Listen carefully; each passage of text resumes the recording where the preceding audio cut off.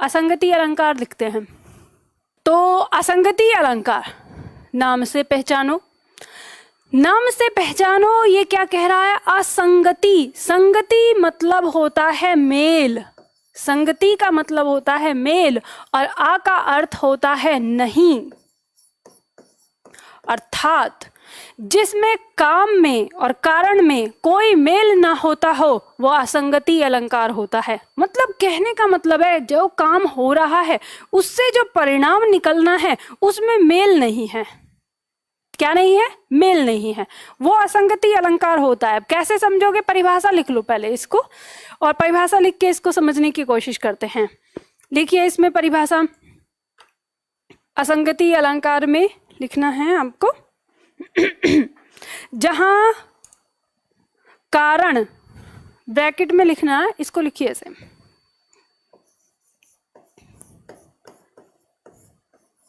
जहां ब्रैकेट में लिखना परिणाम।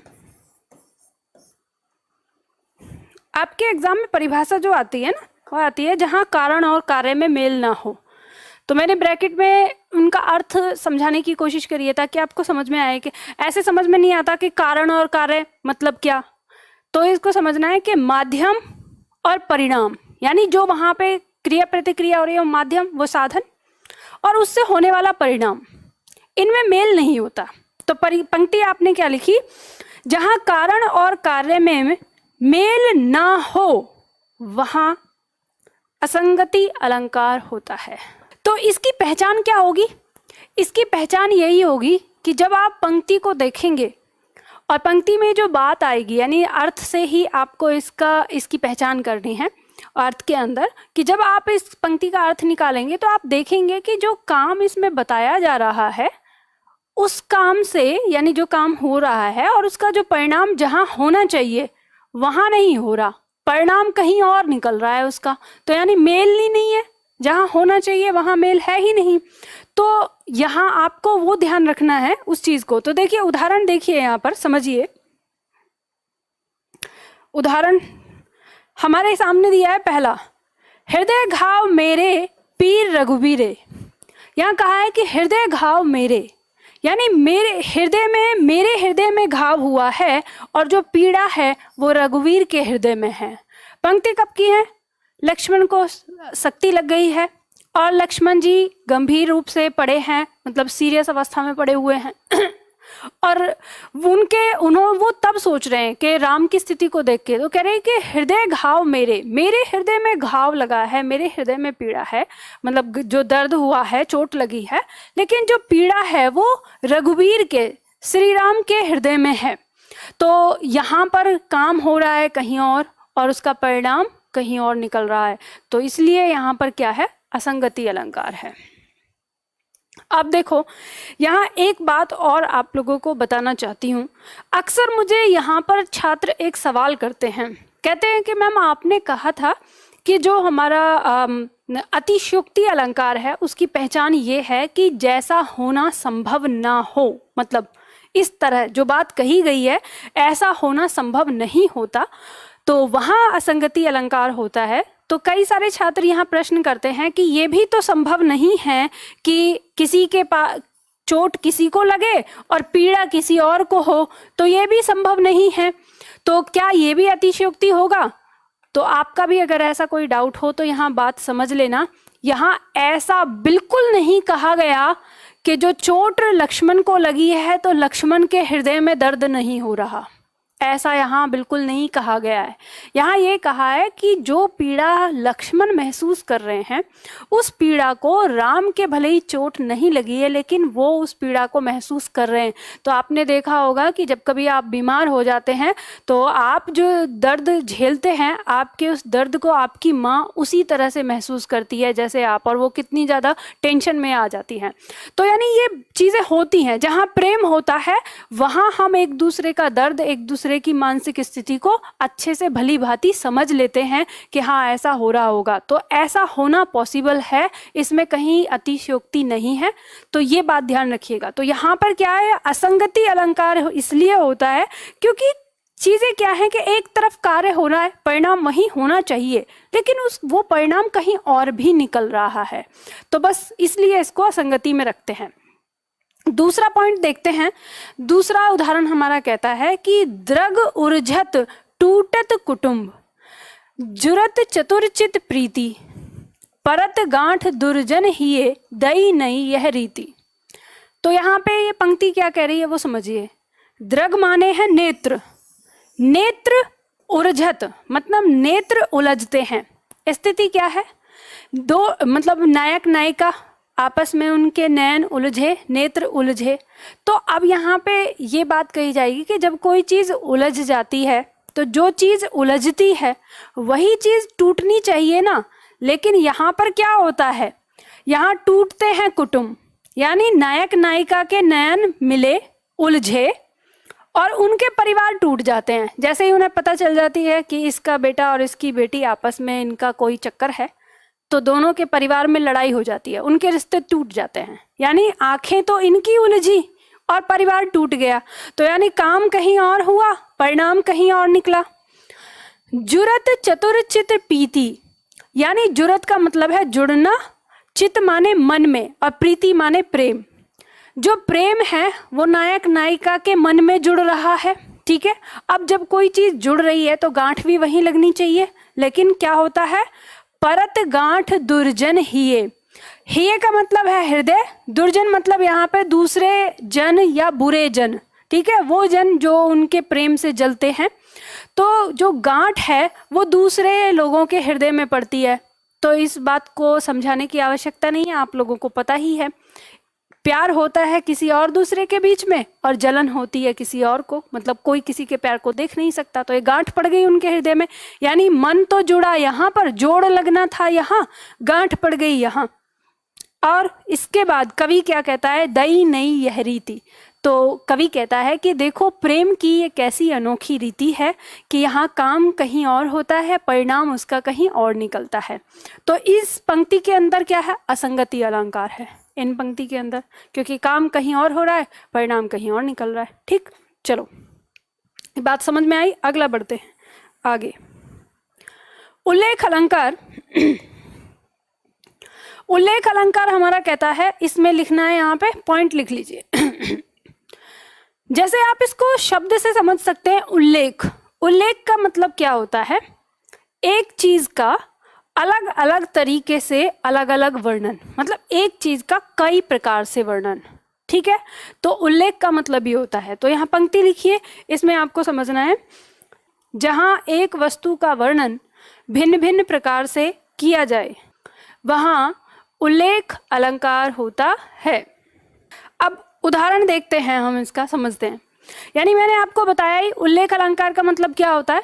उल्लेख अलंकार का मतलब है कि एक ही चीज का वर्णन कई अलग अलग प्रकार से किया जाए, उल्लेख किया जा रहा है। जैसे आपने प्रश्न भी किया होगा, आपसे कहा जाता ना इस चीज का विस्तार से उल्लेख करो, तो आप अलग अलग तरीके से उसको समझाते हैं।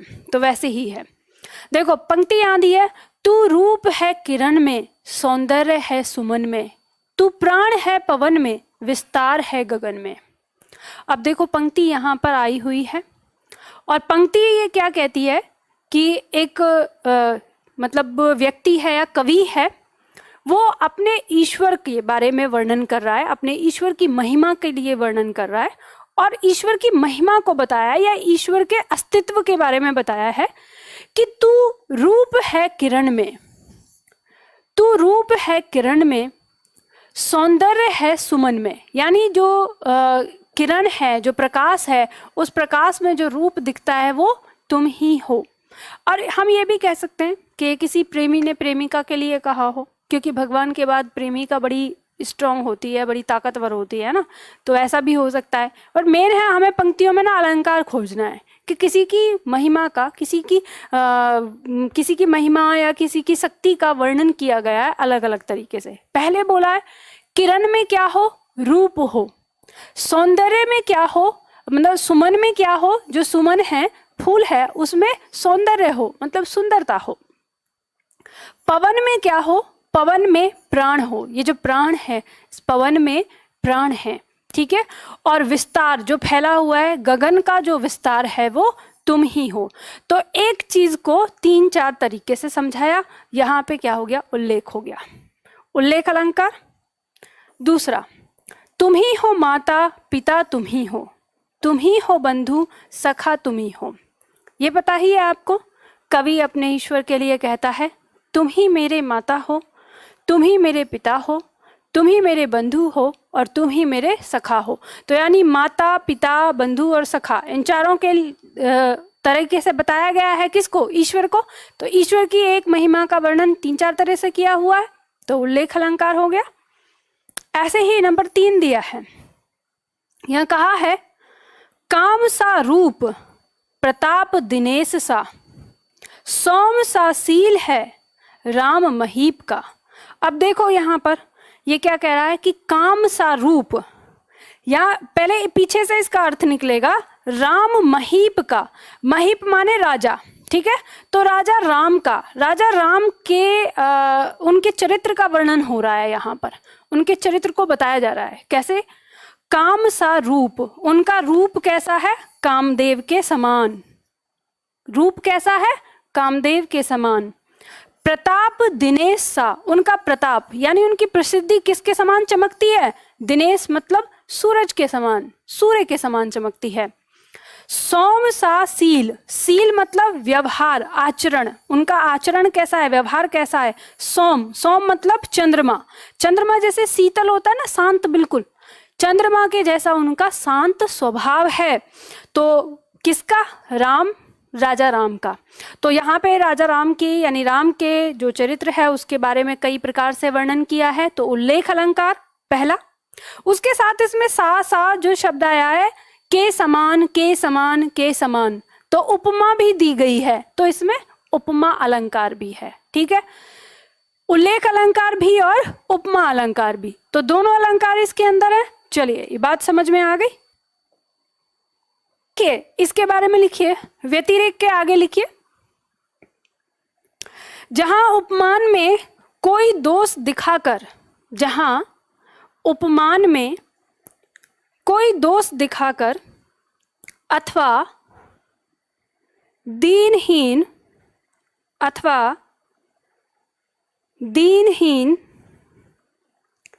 लज्जित या पराजित, लिख लीजिए पहले इसको तब समझेंगे। यहां दिया है जहां उपमान में कोई दोष दिखाकर अथवा दीनहीन लज्जित या पराजित बताकर, दीनहीन लज्जित या पराजित बताकर उपमेय को श्रेष्ठ बताया जाए।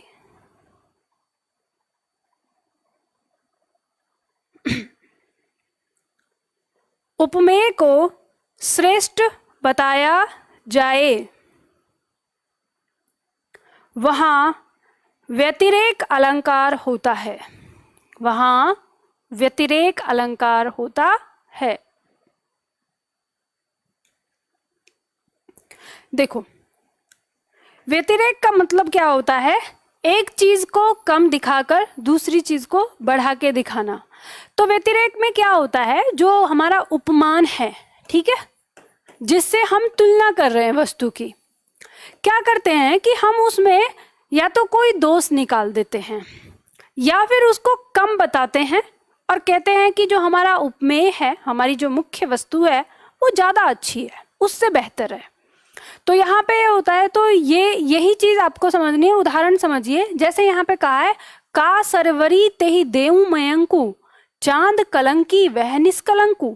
तो यहाँ पे दिया है पंक्ति में, कवि कहता है कि का सरवरी, सरवरी का अर्थ होता है बराबरी, तुलना करना, ठीक है, कि मैं मयंक से अपनी जो नायिका है, उसकी जो नायिका है उस नायिका की तुलना, वो कहता है कि मैं अपनी नायिका की तुलना मयंक से यानी चंद्रमा से कैसे करूं, नहीं कर सकता।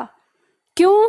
क्योंकि चांद कलंकी, चांद में तो कलंक है, दाग है, पर वह निष्कलंकु, मतलब उसमें कोई दाग नहीं है। तो मैं अपनी नायिका के चेहरे की, मुख की तुलना चांद से नहीं कर सकता। मैं चांद से उसकी तुलना कैसे करूं? तो यहाँ कभी इस तरह से बोलता है, तो यहाँ क्या किया है, उपमान को कम दिखा दिया है, उपमान में दोष निकाल दिया है। तो यहाँ हमने किसका प्रयोग किया? व्यतिरेक अलंकार का प्रयोग किया। जैसे दूसरा उदाहरण देख सकते हैं, जिनके यश प्रताप के आगे शशि मलिन रवि शीतल लागे। अब यहाँ पे क्या किया है, यहाँ पे हमने उपमान को कम दिखाया है, उपमेय को श्रेष्ठ बताया है कि उपमेय क्या है, हमारा श्रेष्ठ है, और उपमान क्या है, बिल्कुल कम है, निम्न है। तो कहा है कि जिनके यश प्रताप के आगे, यश प्रताप का मतलब उनकी प्रसिद्धि।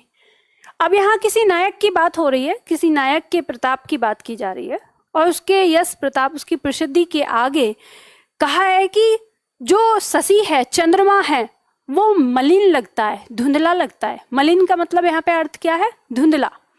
कि जो शशि है, चंद्रमा है। अब देखो, ये पर्यायवाची आपको पता होने चाहिए, आपको शशि का अर्थ पता होना चाहिए कि ये किसका पर्यायवाची है? चंद्रमा का, है ना, तभी आप इसका अर्थ निकाल पाएंगे। और रवि किसका पर्यायवाची है? सूर्य का, तो ये भी पता होना चाहिए। तो यहाँ पे कह रहा है कि उनके यश प्रताप के आगे जो चंद्रमा है वो धुंधला है, बिल्कुल, यानी वो उससे ज्यादा तेज प्रकाशमान है उनका यश प्रताप। और जो रवि है, सूर्य है, वो शीतल लागे, वो बिल्कुल ठंडा लगता है उनके यश प्रताप के सामने, वो इतना विकराल है, इतना बड़ा है। तो यहाँ पर उपमान में क्या दिया है? उपमान को कम बताया गया है और उपमेय को श्रेष्ठ, तो इसलिए व्यतिरेक। अब जैसे तीसरा दिया है, वो भी ऐसे है, सीय मुख समता किम करें चंद्र वापुरो रंग। यहाँ कहा है कि सिया मतलब सीता के लिए आया है कि मैं सीता जी के मुख की मुख की समता मतलब तुलना, मैं सीता जी के मुख की तुलना चंद्रमा से क्यों करूं? वह तो क्या है? वापुरो रंक, रंक मतलब यहाँ पे गरीब। वह तो सुंदरता के मामले में, वापुरो का मतलब सुंदरता क्या है? सुंदरता के मामले में वो क्या है? गरीब है, और सीता जी का मुख तो बहुत सुंदर है। तो यहाँ फिर क्या किया है? फिर दोष निकाला है उपमान में। तो यहाँ पर हमारा कौन सा अलंकार? व्यतिरेक अलंकार। तो ये चीज आपको समझनी है पंक्ति में, तब आप इसे अच्छे से समझ पाएंगे। ठीक।